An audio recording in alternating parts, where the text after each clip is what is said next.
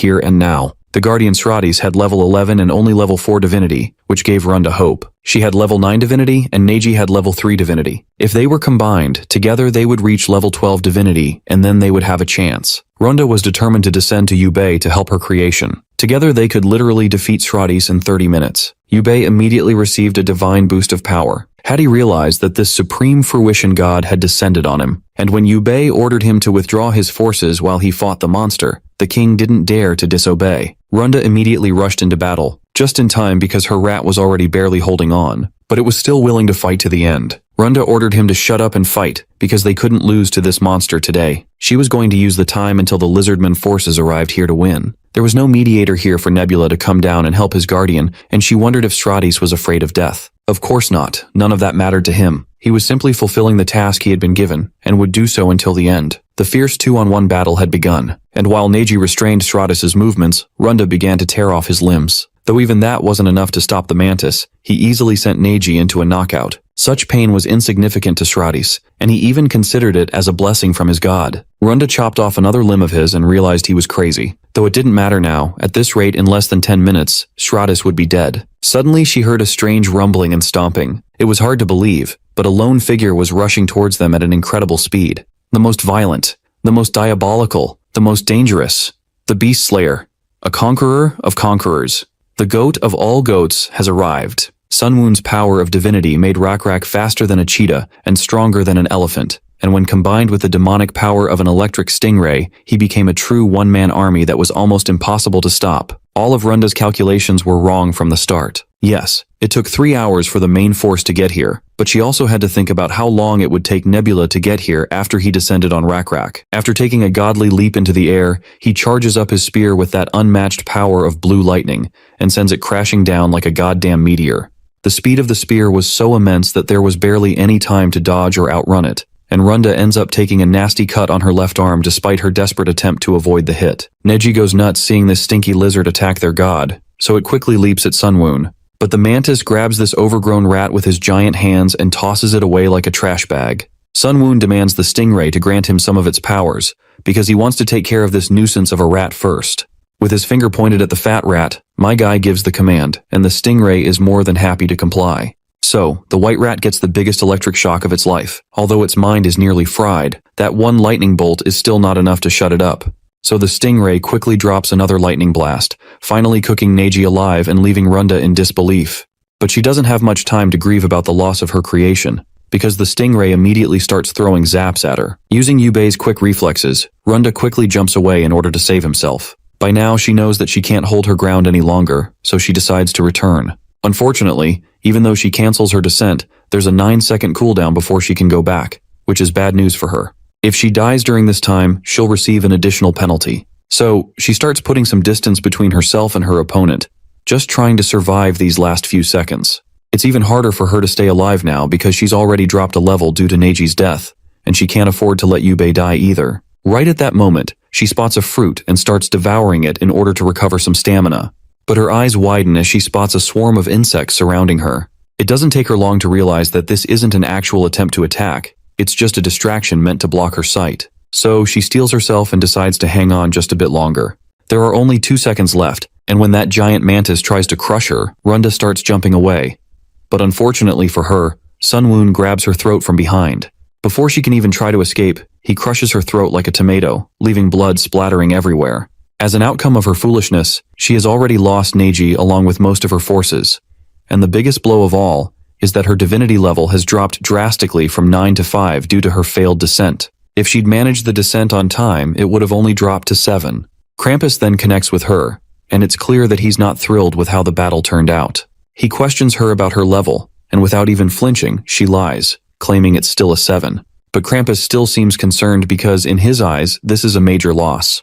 That spooks Runda, because if he thinks losing 2 points is that big of a deal, she's terrified of how he would react if he knew she actually lost 4 points. Anyhow, Krampus believes that with a level 7, she won't have enough faith to conduct internal affairs properly. Runda tries to calm Krampus down by saying everything is under control. However, the reality is that if the orchards, which are maintained by divine miracles, get destroyed, she won't be able to earn anything. This would cause the faith of her followers to drop even more. On top of that, the death of her high priest Yubei has made things worse. Runda then asks if the Sataros are preparing to attack, and Krampus confirms it. Ever since he learned that Eldar has tricked them, his army has started moving quickly. His cavalry should arrive in about 2.5 days. The automation castle should be empty right now, so capturing it shouldn't be too hard. In order to clarify, Runda asks if all she needs to do is delay the main Lizardmen force for 2.5 days. Krampus agrees, believing that Nebula must have used his faith in the fight, so he'll value the defense of the automation castle and march back with his force to save it. This news worries Runda, as it will be difficult to focus on her side of things. If she goes into a guerrilla war with her remaining cavalry, she should be able to last 2 days, but she's not sure whether to tell Krampus the full truth about her situation. In the end, she decides against it, reasoning that if she's going to be screwed, she might as well drag him down with her. The next day, Krampus contacts her and informs her that the Lizardmen forces are advancing in his direction, even though her task was to keep them occupied. Well, we know that she failed her mission, largely because there weren't enough Leonard cavalry to hold them back. However, the biggest issue was the flawed information from the Eldar. According to the original plan, the battle should have taken place on the advantageous terrain of Hukrin, but because the fight happened days earlier than expected, they were forced to engage in an area with no cover or strategic advantage. Krampus is visibly annoyed, as he can already see the defeat looming. With no proper fortress to defend, he has no choice but to redirect his forces and set up a camp in the capital. Runda, on the other hand, knows they're in serious trouble. She can't fathom how Krampus is supposed to fight 17,000 Lizardmen with only 800 satyrs. On top of that, the giant mantis, Sratis, is like a walking siege weapon. While her alliance with Krampus is holding for now, she doesn't believe it will last much longer. In fact, she is already making plans to switch sides. She's considering forming an alliance with Wisdom. Even though he is of ill-tempered nature, he's logical and might be a more reliable ally in the long run. Krampus then requests her help, stating that when the siege begins, it would be highly effective to attack Nebula's forces from both sides. She tries to avoid this plan for some obvious reasons, and she suggests she launch an attack on Automation Castle. But Krampus points out that she won't make it there in time. Well, she reluctantly admits he's right. He then agrees her idea isn't totally off base, especially since the Automation Castle is empty. So he suggests a new plan. Her cavalry could head for the castle, while her foot soldiers support him. They'd split the forces, 200 cavalry and 300 foot soldiers. Since there are 400 fewer enemies, they'd only face 1,300 opponents. With his 800 Satyros and her 300 Lenners, Krampus believes they'll be able to hold their ground against the Lizardmen and even secure a victory. But by the looks of Runda's face, it's clear this plan isn't going to go as Krampus hopes. The web of lies she's tangled herself in is closing in on her, and she doesn't know how to get out. She even lied to him that she had already taken care of Nebula's creation, that giant mantis. She knows that if he finds out the truth, she'll lose any chance of an alliance with him. So she quickly decides to lie again. Just then, Krampus picks up a whisper request from Nebula. While Runda tells him to refuse the request, the guy ends up establishing a connection with our boy. Nebula starts off the conversation by asking if they've finally decided to surrender. Naturally, Krampus is annoyed by the arrogance in Nebula's voice. He reminds him not to get too cocky just because he won once, and reassures him that the overall situation is still in their favor. It doesn't take Sunwoon long to piece together what's happening. One glance at Runda's anxiously sweaty face clears any lingering doubts he had, and he can't help but chuckle. The thought of Krampus being lied to by his own partner is just too entertaining for him to control his amusement. Meanwhile, Krampus grows increasingly impatient and irritated, still fuming over the fact that Nebula had kept him blocked from whispering all this time. And now that they're finally connected, this smug taunt is all Nebula has to offer? Sunwoon offers a quick apology, claiming he didn't mean to offend anyone with his words. But regardless, Krampus firmly refuses to surrender or even entertain the thought of defeat. This only deepens Sunwoon's sly smirk beneath his skull hat even more. Without another word, he drops the call. Krampus looks absolutely annoyed as he grumbles about how he can't figure out what that guy is thinking. Runda also reminds him that this is exactly why she advised him not to accept the call from Nebula in the first place. She then grows more anxious as this one concerning thought crosses her mind. What if Sunwoon knows that she lied? After quickly coming up with an excuse, she tells Krampus she needs to check on her army, then hangs up the call and quickly sends whisper requests to Sunwoon. Meanwhile, Sunwoon is just chilling in his seat, watching everything happen before his eyes like a boss keeping tabs on his employees. Then suddenly, his screen lights up with an avalanche of notification spam from Runda, each request piling in one after the other. Since Sunwoon has no reason to reject her requests, he accepts it right away. The moment the call connects, Runda practically and figuratively bursts out of the digital window, immediately starting to berate him for no apparent reason. Sunwoon tries to stay calm as he tells her to take a chill pill. He points out that there's no reason for her to be so mad, If anything, it's him who's frustrated since he's about to be attacked from both sides. But Runda doesn't stop yapping, so Sunwoon, fed up with her nonsense, decides to cut the call. She's not his wife, and he's not going to tolerate her trash talk. So he hangs up, leaving her fuming. Runda, however, immediately reconnects, this time yelling at him even louder for hanging up like that. She reminds him she's not his friend, so he better not treat her like one, then demands to know what he really wants. But Sunwoon isn't in the mood to talk further as long as she keeps bitching. Runda reluctantly swallows her anger, takes a deep breath, and calmly asks why he ended the call when Krampus didn't surrender. In response to her question, Sunwoon explains that his original plan is to secure Krampus's surrender and an agreement from the 5 players to avoid attacking for now. However, given the circumstances, he has decided it might be more efficient to ruin and occupy both Krampus's and Runda's nations, even if it requires extra effort. But Runda counters that at the current stage of civilization, he doesn't have a large enough population to protect all his borders. That is when Sunwoon gives her the gist of his strategy. He plans to take the Satiros land for himself and divide the Lenners' territory among the other 3 players. He is confident they will happily accept free land without having to fight for it. But she counters that she or Krampus won't sit idly if he tried to claim their civilization's land. Well, Sunwoon has already thought it through. He has no intention of letting either her or Krampus stay alive, ensuring there won't be any hiccups in his plan. This leaves Runda visibly shaken. She asks him if this is some sort of threat. Sunwoon, however, remains calm, making it clear that eliminating them is simply one of the options available to him. Realizing she has no way to turn the situation in her favor, Runda surrenders. She asks what he wants in exchange for sparing her life. Without hesitation, Sunwoon demands detailed information about the Lenners, the Satiros, and the trolls. Well, she can tell him about Satiros since she has an alliance with Krampus, but she's not sure she knows anything about trolls because she doesn't have any alliance with Wisdom.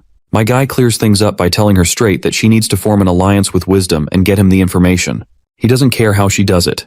Of course, the lady gets mad because she's not about to play double agent for anyone. Out of frustration, she starts punching the screen and ranting nonsense, but my guy just dismisses her. He reminds her that her alliance with Krampus won't last long anyway, especially since this attack will hit Krampus hard, and her last remaining army will fall as well. He threatens her, pointing out the consequences if he tells Krampus about the current state of the battle. Since she's already lied to him, she'll lose her alliances with the other 4 players and be left completely on her own, stuck at level 5. Her face tightens in anger, and she lashes out again, refusing to cooperate. Once the call ends, she just sits back, thinking over everything, trying to figure out a way to get out of this mess. She looks at her Lennar people. While some are living a carefree life, others are praying to her to end the conflicts and battles without anyone getting hurt. But judging by the look on her face, she's not sure if she can respond to those prayers. With no other choice, she contacts Nebula, and my guy smirks, like he was expecting this already. He asks if she's done thinking, to which she replies yes, albeit a bit reluctantly. But my guy just keeps that sassy smile under his hat and decides to start with the info she has on Satiros and the Lenners. Afterwards, the battle with the allied nations ends, and it seems Krampus had a hard time understanding Nebula's ceasefire offer. But Runda managed to convince him, and it ended with a truce. Meanwhile, at the automation castle, we meet Hui Kayung's cheerful face. She's apparently holding a conference where representatives from each race are present, and she proposes the idea of creating a merchant alliance. She reminds them that creating a 4-wheel required the help of several experienced merchants, and everyone involved earned profits through interchanges they had. So it would be a good idea for these meetings to continue. She believes that sharing information with each other, purchasing resources in advance before prices rise, and not taxing between the allies when trading with each other would benefit all of them. The white-haired guy, whose name I forgot, also says that they could trade items that are forbidden by their nations in a way that would go unnoticed. They could gather those items in advance, and once the prices rise, they could resell them. It would even be nice to buy up all the stock of certain products and control the prices however they want.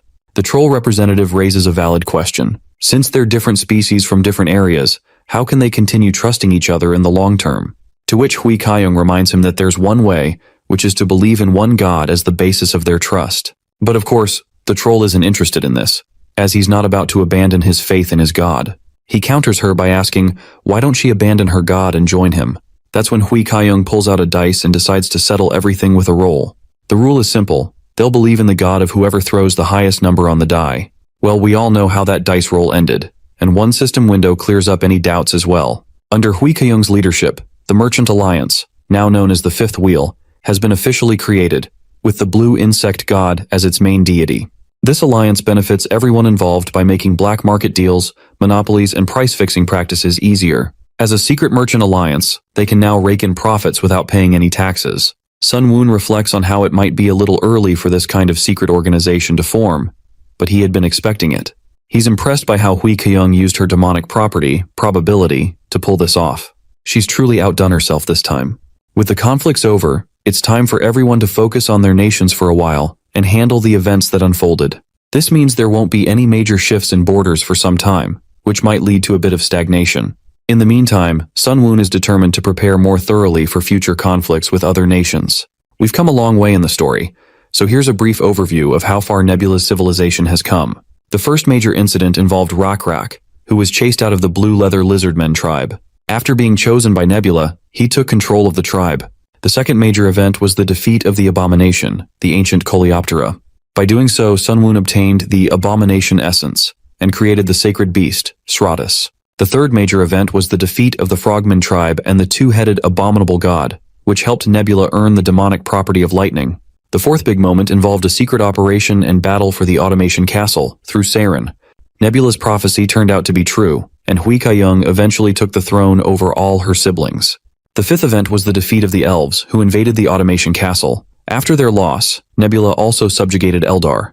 Nebula went on to defeat Solongos and Lim Chunsik, moved the elves to the north shore, and conquered the village of dwarves Maganin at the southern edge of the land. Another significant achievement for Nebula was the establishment of Hukrin, with Orizon chosen as the capital city. So far, the players we've encountered include Nebula, Hegemonia, Eldar, Lim Chunsik, and Solongos. The second season opens with a lively camera shot zooming out over a bustling market of Orizon. In one of the booths, we meet Rak alongside another lizard wearing a red gown, Zyol, who proudly showcases a newly produced product to their leader.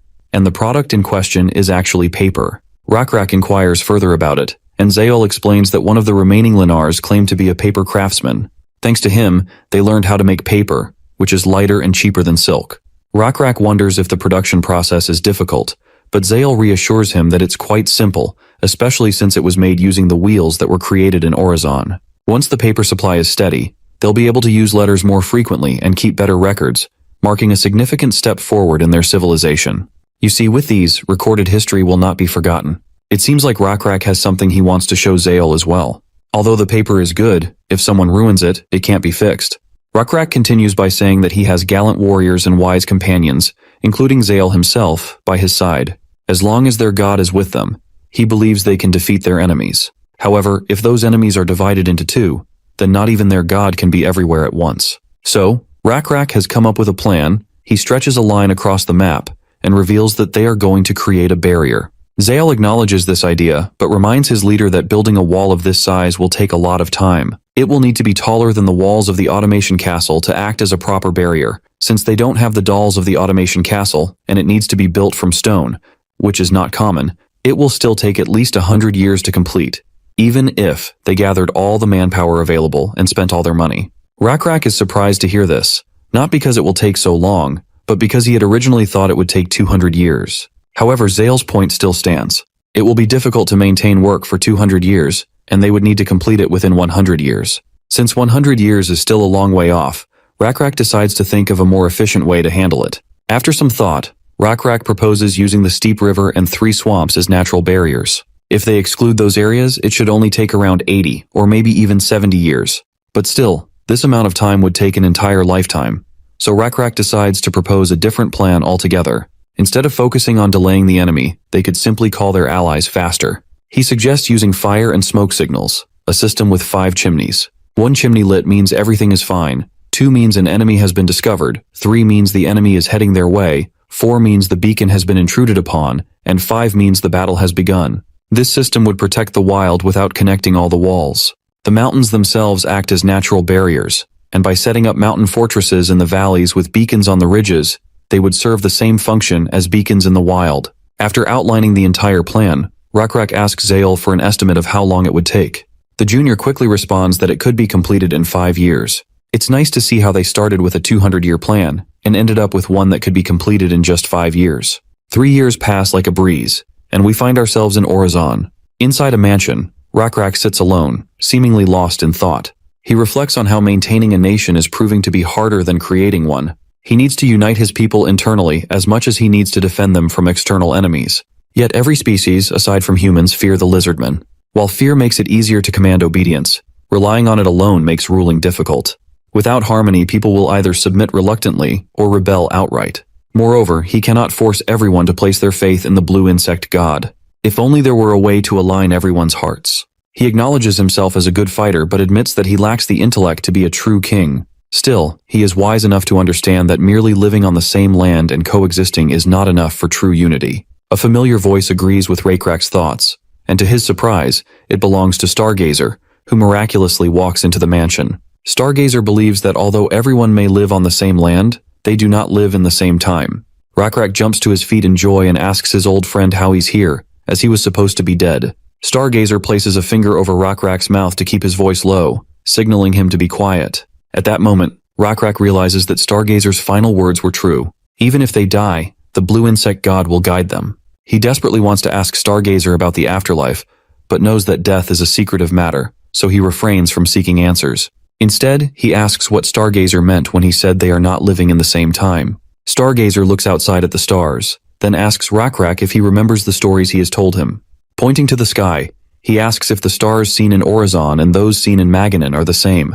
Raycrack isn't sure, but he can tell they are different, even if only slightly. Stargazer continues by asking about the lands of the Lenners and the Saturons. Raycrack responds that they are even more different.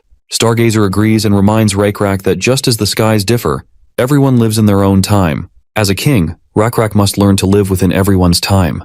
You see, everyone lives their own lives in their own time. Even though they share the same land, their hearts are divided because of this difference. As a king, Raycrack must understand this. As far as Raycrack knows, from all the things he has learned from Stargazer, others read time in their own unique way. He realizes that their previous misunderstanding with the dwarves occurred because each species counts days differently. This realization feels overwhelming to Raycrack, and when Stargazer asks why it is difficult, Raycrack responds that teaching is challenging, especially to those who are hostile to the Lizardmen. Stargazer explains that this is exactly why he's here. He points to the blue shining star and tells Raycrack that this star represents him.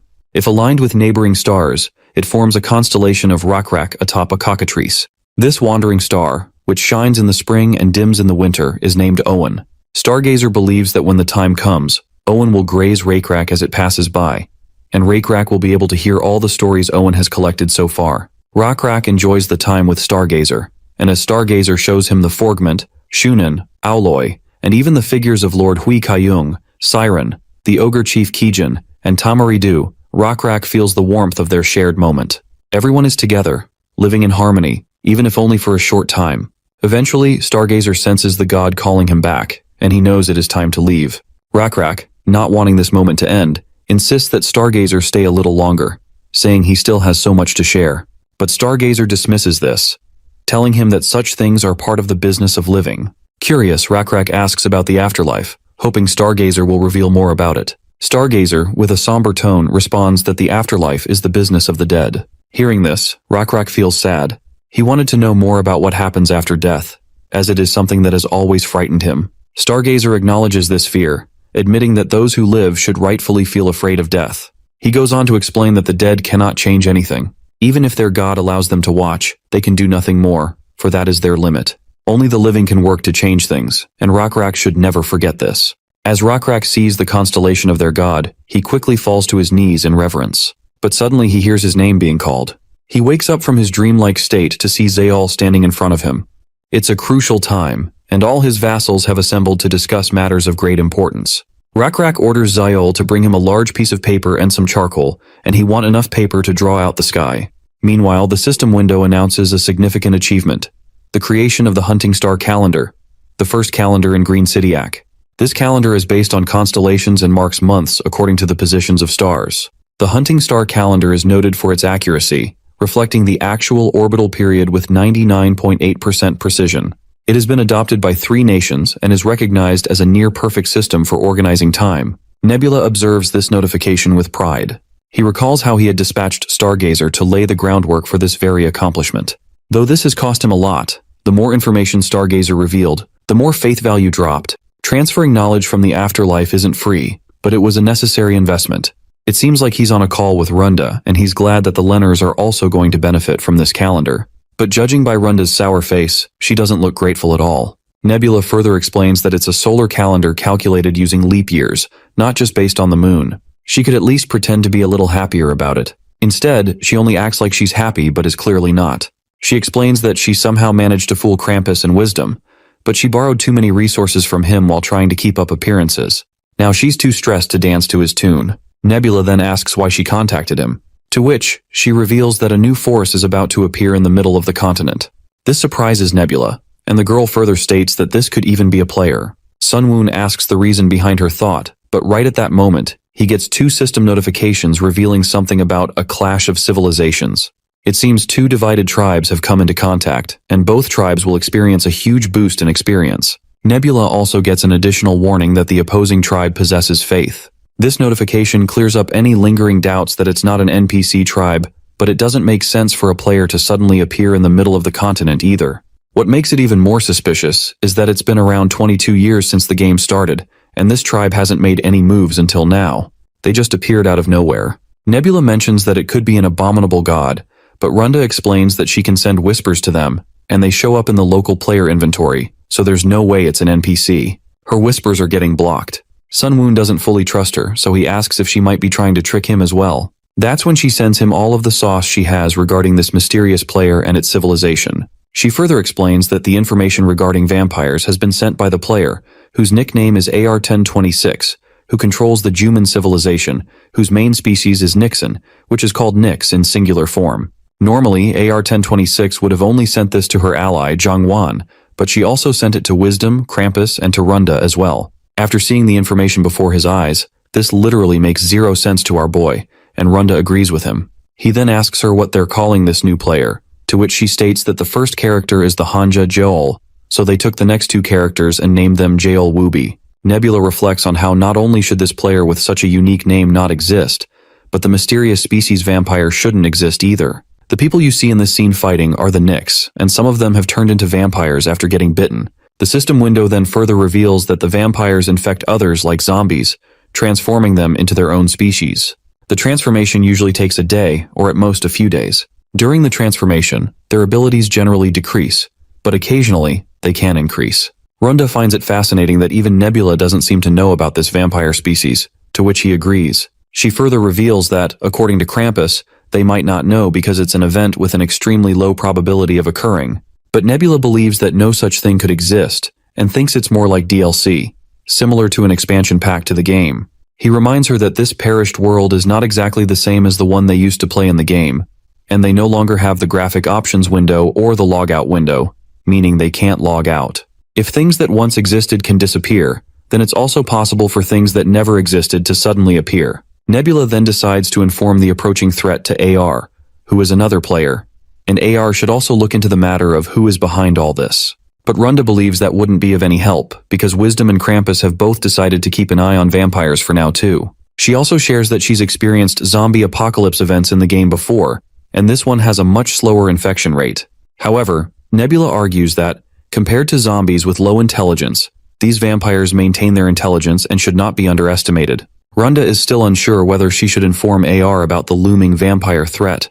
AR has an alliance with Zhangwan, while Wisdom is playing solo. Meanwhile, with her alliance with Krampus, there are 3 distinct factions, all of them currently at war with one another. If AR is weakened by this vampire madness, it would directly benefit her and her partner. Nebula acknowledges her thought process and decides to meet her later to discuss further. With that, he ends the call and starts reviewing the information he has received about the vampires. However, he still hasn't figured out the source of this strange anomaly. The scene transitions to a mountainous region, where 5 major players are on a conference call together. The first player, Zhangwan, wears a large mask over his face. He is the invisible flow god, his species is kobold, and his nation is Amgal. The third participant is AR-1026, known as the invisible root god, but we will simply call her AR from now on. Her species is Nyx, and her nation is Guman. They are apparently discussing whether to turn to help Hegemonia or Nebula, but from Krampus's perspective, they're both equally douchebags, and Runda agrees with him. However, she believes it will be easier to communicate with Nebula than with Hegemonia. While everyone has expressed their opinion, there's still one person left who hasn't given his statement, who is Wisdom, the tangled and entwined god. His main species is Troll, and his nation is Sukmyeon. He approves of Runda's idea as well. With the speak of the devil, Nebula also joins the Skype call to figure things out. My guy feels smug, knowing everyone was just talking about him. Of course, they all give him cold, unamused looks. But Wisdom gets straight to business and initiates the conversation by asking Nebula if he knows why they called him here. Naturally, my guy plays it cool. He admits he has a hunch but adds that predictions aren't always right. Runda, absolutely annoyed, thinks to herself how this bastard is acting clueless, even though she sent him all the information beforehand. Wisdom cuts to the chase and reminds Nebula that something unusual is happening in the center of the continent. A player everyone is calling Jeolwoobi has emerged with a new species, known as vampires. Nebula acknowledges this, agreeing that he knows about it. He also confirms that the vampires, which began in AR's Juman lands, have now spread to the territories of all 5 players and become a significant force. Well, of course Nebula knows everything, that's just expected of him, so no one seems particularly surprised. Wisdom gets to the point and asks directly if Nebula will lend his help. But my guy throws the question right back, asking why he should help. This little statement leaves everyone silent for a moment. Meanwhile, Runda thinks to herself how much this guy loves to play these kinds of games. Wisdom explains that due to the locusts that recently appeared in their fertile regions, their food supplies have dwindled, and everyone knows Nebula is the one who caused it.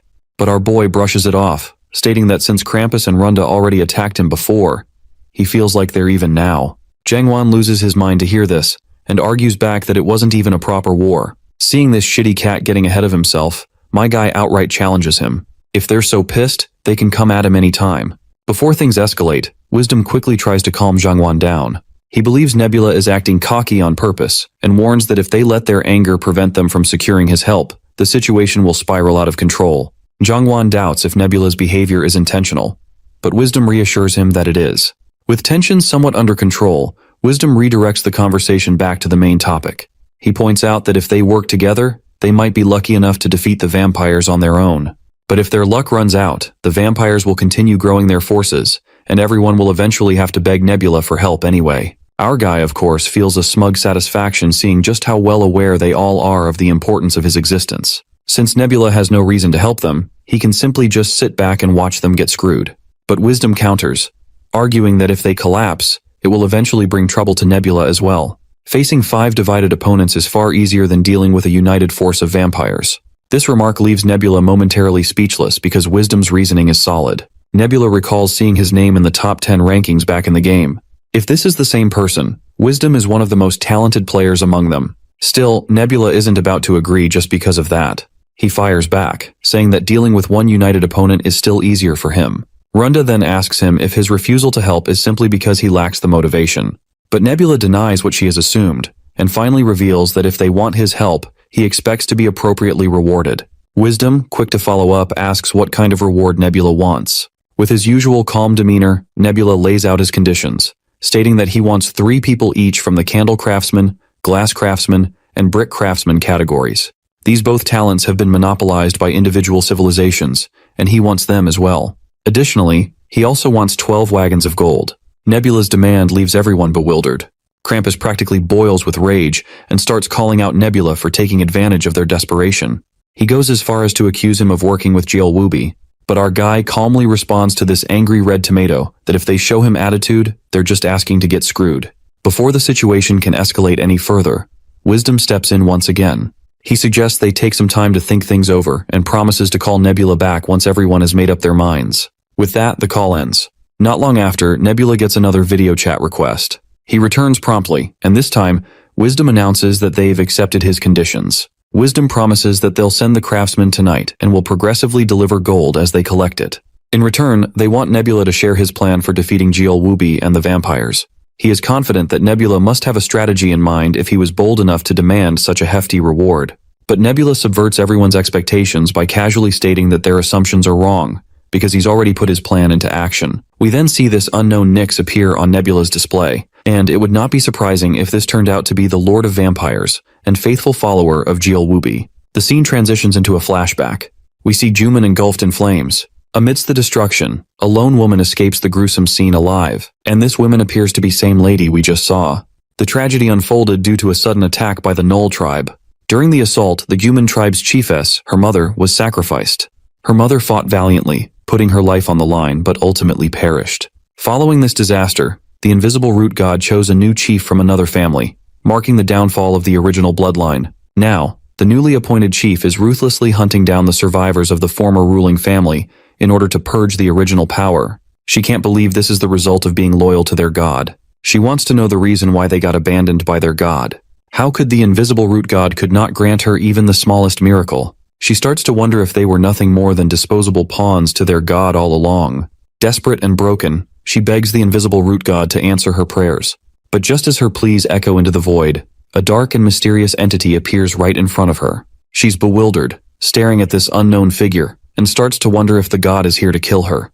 But at this point, she has nothing left to lose. It doesn't matter what happens to her anymore. Mustering the last of her strength, she asks the entity for just one sip of water. The entity throws a pouch filled with blood and a piece of rotten meat at her feet. But to her eyes, that disgusting filth looked like sweet, cool water and freshly baked bread. She starts thanking the entity, tears streaming down her face as she takes a bite of the bread. After devouring the rotten meat and drinking the blood, she surrenders herself completely to the entity. She promises to do anything for it. At that moment, the entity offers her a sword. The moment she grabs it, her hand begins to move on its own, and before she knows it, the sword is pointed right at her. In desperation, she begs the entity to save her, and eventually her hand stops moving. After getting overwhelmed by the entity's apparent generosity, she decides to consider it her new god. She vows to serve it, whatever it desires, and she calls it the Blood and Rotten Meat God. A system notification flashes to reveal that the Blood and Rotten Meat God has chosen Chief Shaven, and with that, the first vampire is born.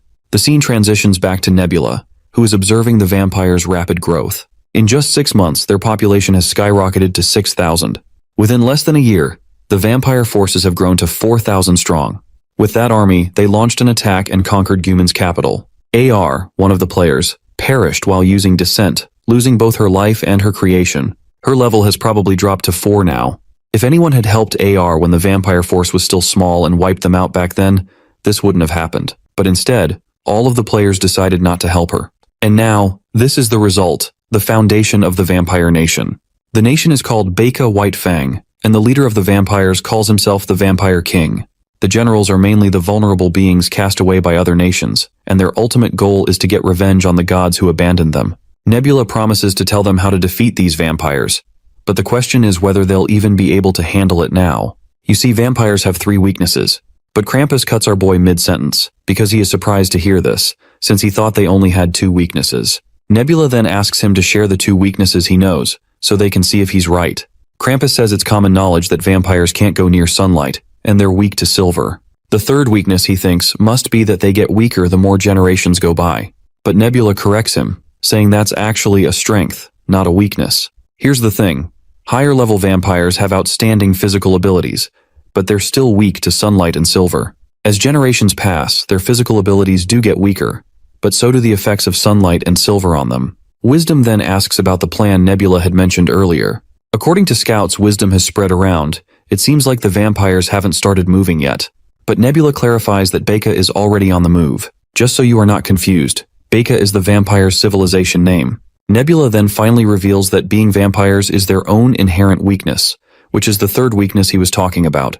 Krampus asks for further clarification on their 3rd weakness, and Nebula takes a moment to check the Baeka force's marching status from the past few days. He shows them that they have a force of 4,000 strong, dividing themselves into groups of 1,000, and spreading out in all 4 directions, starting from the center of the continent. It looks like it would be easy to defeat them, but the balance comes from the fact that each nation's force is only about 1,000 strong, so it's just balanced out. Runda looks at the 4 maps Nebula shows her and points out that they all look the same. Nebula explains that these maps are from different days, which means the armies haven't moved at all. Runda argues that maybe they've just stopped reorganizing.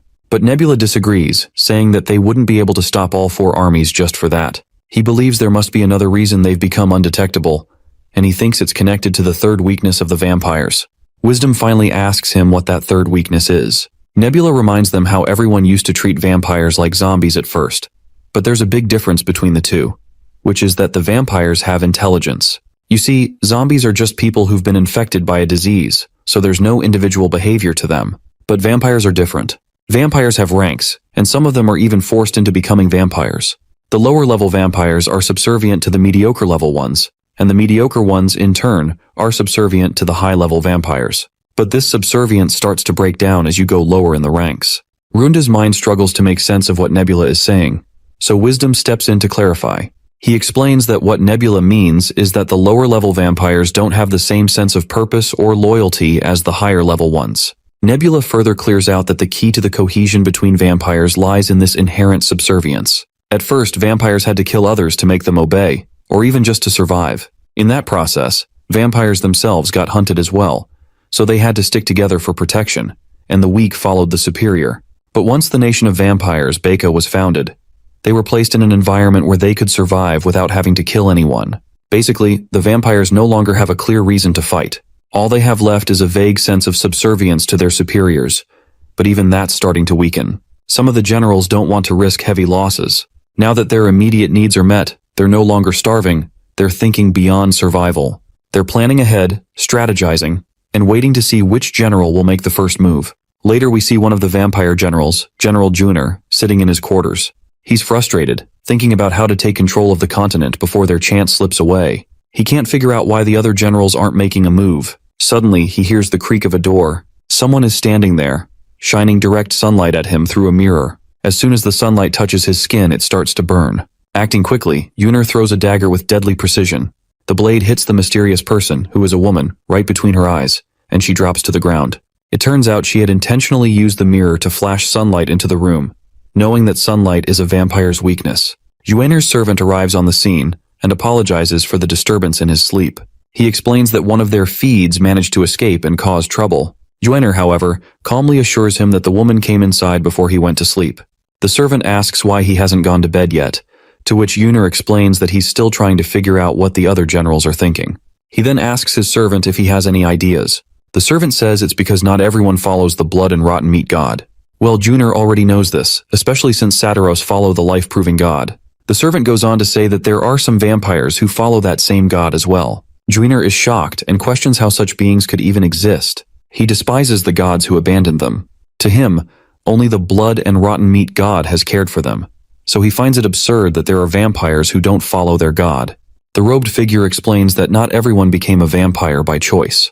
While there's no doubt that the vampire king Shaven carefully selected his generals to become vampires, it's likely that the generals who turned others into vampires weren't as careful with their selections. Among the generals, there might be those who don't think the same way anymore, which could explain why some of them have stopped moving. Junior insists that they must understand that they have no choice but to serve the one who gave them immortality, the owner of the teeth who bit them.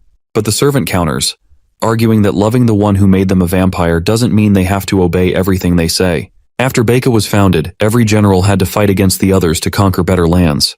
The servant advises Junior that this is why they don't want to make the first move and risk heavy losses. They need to maintain their forces. Junior acknowledges what his servant has said. He tells him to inform all their soldiers that once the sun sets, they'll begin marching. He's determined to show the vampire king Shaven that there's a general who's different from the others. Meanwhile, Nebula tells the group that one of the vampire armies will likely start moving soon because one of the generals seems particularly faithful and subservient. Krampus points out that if they move again, their weakness might no longer be effective. Wisdom explains that it's enough to understand the principles behind their actions. If their movements are predictable, then he's sure they can manipulate them through miracles and buy themselves some time. By delaying vampire supply lines alone, they can break up the vampire armies. With more control over the situation, they'll have more options to play with. Krampus throws in a jab thanking the Starhead for his thorough explanation, but Wisdom quickly responds annoyingly that this is not a star. Nebula then asks what it is then. Wisdom then proudly reveals that it's the great dodecahedron of the Kepler point polyhedra. A brief silence falls over the group after hearing such a long, strange name. Surprisingly, no one laughs, and Nebula even promises to keep that in mind going forward. He also apologizes for mispronouncing his title previously. Wisdom then asks if Nebula is planning to create social division to break up the vampire army. Contrary to Wisdom's expectation, Nebula explains that while breaking them up could work, it would take too long, and the damage would be spread out. So instead, he's going to do the opposite, bring them back together. The masked figure asks how Nebula plans to unify them. Nebula clarifies that their confidence is the thing that is dragging these vampires down. They are so damn sure of themselves that they can defeat everyone, so they are spreading out everywhere. That's why he's planning to strike them with one big blow to turn everyone's eyes on him. The scene transitions back to Junior, where his servant barges into the room to announce the arrival of enemy forces. Junior quickly asks if the attackers are the Satiros. The servant says no because it's actually Hukrin's lizardmen. Meanwhile, the perspective shifts to our party. After riding on their cockatrices for what feels like an eternity, they finally reach their destination. Rockrak looks visibly excited as he asks Zale if he has heard of Tatar, a legendary warrior who once defeated 10 trolls by himself. According to rumors, Tatar is now working in the southern archipelagos and has climbed to a high-ranking position. Now that he thinks about it, Rockrak proudly reflects on how, no matter how much he trains, there are still countless warriors stronger than him. He admits that he rarely gets the chance to truly flex his muscles. But now, after seeing a few trolls in the distance, he grins and declares that it's high time he works hard to try and steal Tatar's fame. Zale gives his leader a pleasant smile and says that Rockrak is already a great general and an elite warrior, claiming that fame like Tatar's should be no big deal for someone of his caliber. But Rockrak reminds him that, in order to become an elite warrior, one must be greedy. With that, my lizard guy begins slaughtering those bastards left and right. That's when Juener charges like a raging bull in the name of the god of blood and rotten meat. However, that bastard eventually gets his head severed. So far, including this one, Rockrak has killed 9 trolls. Zale teasingly smiles as he notes that Rockrak is still 1 troll short of claiming the title for the highest troll kills. But Rockrak explains that his share has decreased because everyone got excited after hearing what he said, and they all went crazy. He also reminds Zale that since the last troll he killed was a general, it should at least count as 2. However, Zale rubs salt in the wound by reminding him that there's only 1 head, so it's not possible to count it as 2. Still, Rockrak reminds him that they aren't even trolls, since they're vampires. Anyway, after clearing out the entire town, our party decides to reorganize camp and check their equipment as they prepare to venture deeper. The scene transitions to the residence of the King of the Vampires, where Shivan looks annoyed to hear that General Juener has died along with 400 soldiers. There are around 300 enemies, and they're from the Cockatoo Cavalry Warriors of Hukrin. When the lady hears that only 300 warriors wiped out 400 vampires, she's completely baffled. This foxy guy, whose name I don't know, explains that they are from the Cockatoo Cavalry and attacked while everyone else was stationed. The lady just tells him to shut the hell up. She acknowledges that they are incidentally strong troops, but for them to attack so quickly, they would need to have reduced their supplies, meaning they would have to rely on procuring resources from the area. However, the fact that they came through another nation's land suggests that Hukrin and Danyum, along with other nations, may in fact be in an alliance. She sits down with a map spread across the table, reflecting on how Hukrin's troops are receiving supplies from the Satyros, while overtaking their territory here in Becca, even though this won't become their land. Or at least this is what she thinks. Most of the vampire soldiers are stationed in separate units, leaving only a handful to protect the village. There's no effective way to block the advancing enemy. To make matters worse, the remaining 3 generals are still hesitating to move. This leaves her with only 2 choices.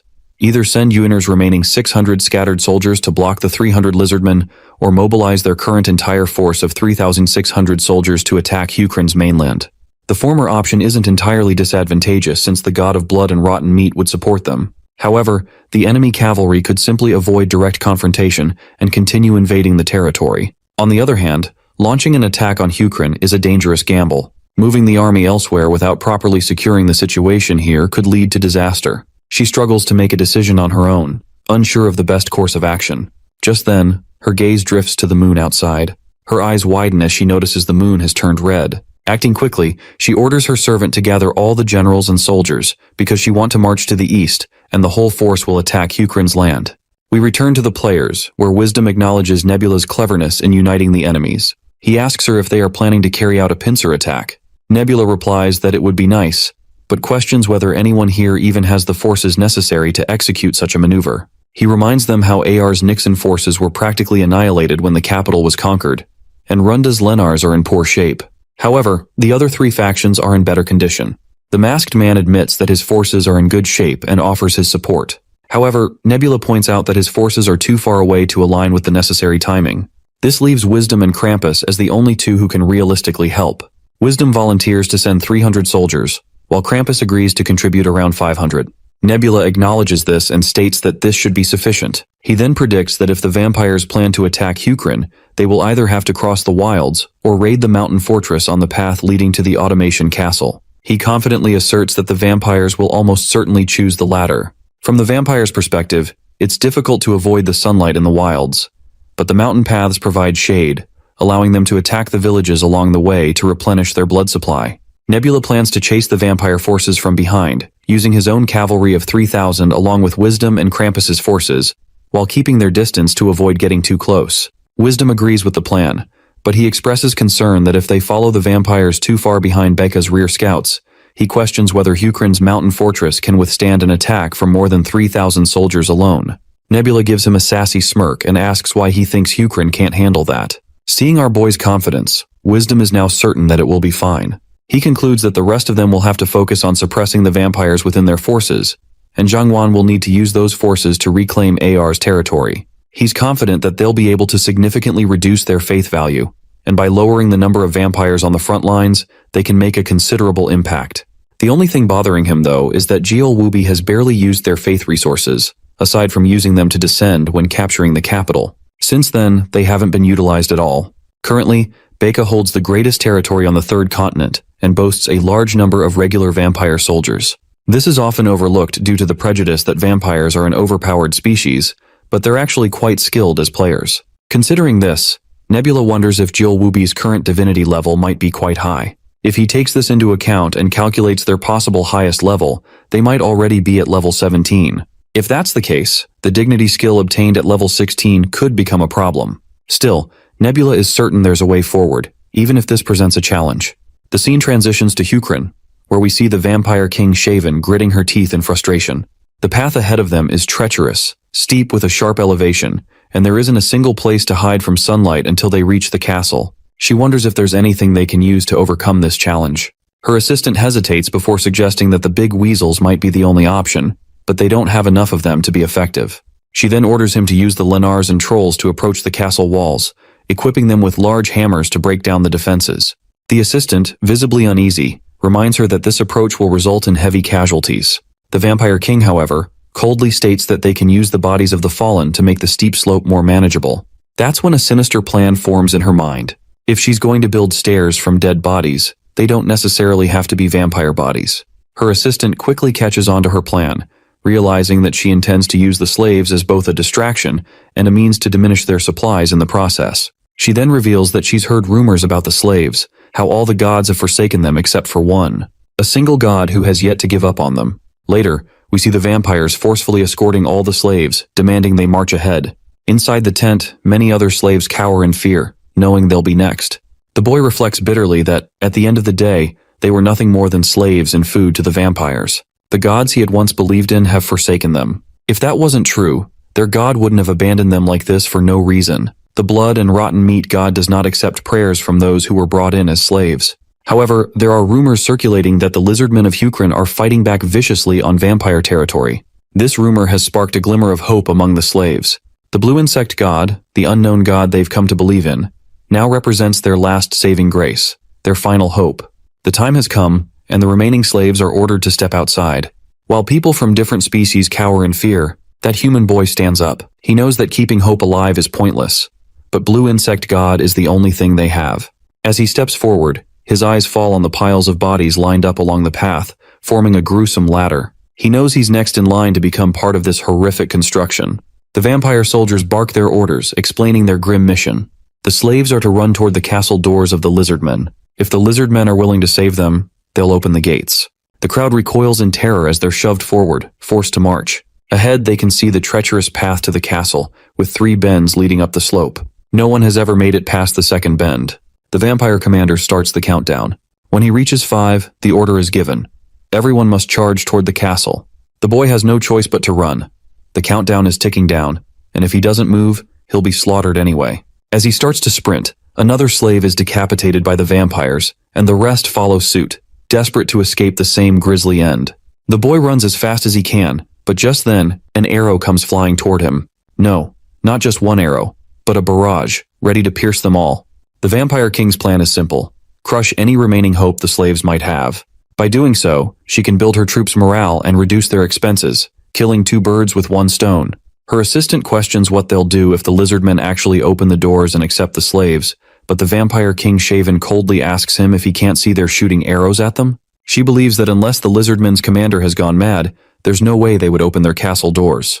However, if they do decide to open the doors and pretend to be saviors, that would work in her favor too. She could launch an attack then. To her, the gods have abandoned the slaves. Even those who still believe in them are nothing more than tools in the eyes of the gods, to be used and discarded as they please. She believes that only the blood and rotten meat god is their true savior, and that only those who refuse to believe in him are abandoned. She is determined to prove this point to everyone here. The boy, meanwhile, is running as fast as he can, miraculously avoiding all the arrows. He glances around and notices that there are no bodies nearby, meaning he must have made it farther than anyone else. Yet, eventually he stops running. The vampires watch him curiously, wondering why he stopped and why the lizardmen have ceased their shooting. The boy, on the other hand, is certain that there's no way the gates will open. Running toward them is pointless. It was clear from the start that opening the gates would mean inviting a frontal assault from the vampires. The vampires shout at him to keep running or risk being shot from behind, but the boy doesn't move. He has finally come to terms with the truth that whether he makes it to the end or not, he will die anyway. Their gods have abandoned them, so there's no reason for them to keep running like this. Tears begin to fall, filled with sorrow, as he asks himself why they were even born into a world where they've been abandoned by their gods. The boy, desperate for an answer to his pleas, suddenly notices blue butterflies gracefully entering the scene. Their ethereal presence catches him off guard. His wishes have been heard. The front gate opens. Meanwhile, from the lizardmen's perspective, the one atop the wall is bewildered to see that the vampires are sending more unarmed troops toward them, and the lizardmen are unsure of their intentions. Their commander is equally uncertain, but he has a hunch that the vampires are using the slaves to lessen the slope of the hill. That is when a familiar voice inquires whether using slaves in this manner is truly beneficial. The commander Quetzal replies that the vampires are likely trying to end things quickly by discarding their excess food supplies, basically, throwing away what they no longer need. It's Rakrak gracing the scene, and he considers the possibility that there may be a different reason behind all of this. The commander Quetzal continues, explaining that the great General Yu has fought in countless battles against vampires, so the commander is sure that the word that lizardmen are killing vampires will reach far and wide. The commander Quetzal believes it's more likely that the vampires are using these slaves to turn public opinion against the lizardmen. Knowing the main castle door won't be opened, the vampires will make it clear that there is no hope for the slaves, thus making it easier to control them. He is quite impressed that the vampire commander is far more strategic and wise than they had initially anticipated. But Rakrak states that he has another plan and instructs the soldiers to open the door on his signal. The commander is bewildered by this and asks their leader if he truly intends to save the slaves. He warns that those people may not be slaves but weapons the vampires have been hiding. Rakrak makes it clear that this is why they're taking precautions, by shooting them twice if necessary. The commander argues that even if they open the doors, they won't be able to save more than a few dozen people, so taking such a big risk is pointless. Rakrak simply gives his friend a sly smile and asks if he's trying to resist his leader's decision. While Rakrak has no doubt that Quetzal is a capable commander, he also remembers how Quetzal always loses to him in games. Rakrak commands Quetzal to open his eyes and understand. Though Quetzal is quick with numbers and logical in his thinking, he lacks the imagination to see the bigger picture. As these ethereal butterflies float around Quetzal, he is momentarily caught off guard. Rakrak, however, announces with confidence that their god has granted them permission to open the castle doors. The gates creak open and that slave boy finally enters the palace. He is exhausted and collapses to his knees. Meanwhile, Rakrak stands at the front gate and shouts to everyone to use silver against the vampires. He warns them to be cautious and save the injured slaves while pushing back the vampires. Soldiers on the wall report that the vampire cavalry is approaching. As soon as the gate opened, they started moving quickly among the slaves. While the slaves pour inside, the lizardmen stand guard at the gate, scanning each individual to ensure they're not enemies. Rakrak then grabs the last slave and pushes her toward the gate. As a vampire charges at Rakrak, he responds by using his electricity, sending a powerful lightning shock. The descending bolt is so intense that it's visible from miles away, even catching the attention of the vampire king. Her attendant apologizes to her, saying they didn't expect the enemies to open their gates. Lord Shaven, however, claims that she didn't anticipate this either, but has no choice but to proceed as planned and begin the attack. Once the attendant receives the orders, he decides to rally the soldiers. Meanwhile, Shaven reflects on the one benefit of her vampire army, its composition of different species. The Lenars are fast and skilled with most weaponry, while the Kobolds are small and nimble, making it easy for them to dodge arrows. The Trolls are strong enough to withstand a couple of attacks, and the Nixon and Satiros are solid all-rounders, forming the core of her forces. Being able to take full advantage of each species' strengths is her victory plan. On top of that, they have the power of being vampires, with the third-generation specialty. The captain of the Nixon is so strong that he can rival the strength of some Trolls. A hill castle like the one ahead should be able to hold around 2,000 troops, and she has managed to win battles with the same number in the past. But this time she has 3,400 soldiers, so there's no doubt in her mind that she will win. There's no way she can lose. Meanwhile, my guy is watching her live on the screen, and he is more than ready to prove her wrong. He had already anticipated that Shaven has no idea how to take over a hill castle, and now his hunch has been proven correct. He expected this much because there isn't a single commander in this generation with the experience needed to conquer a hill castle. Most of them must think it's just like attacking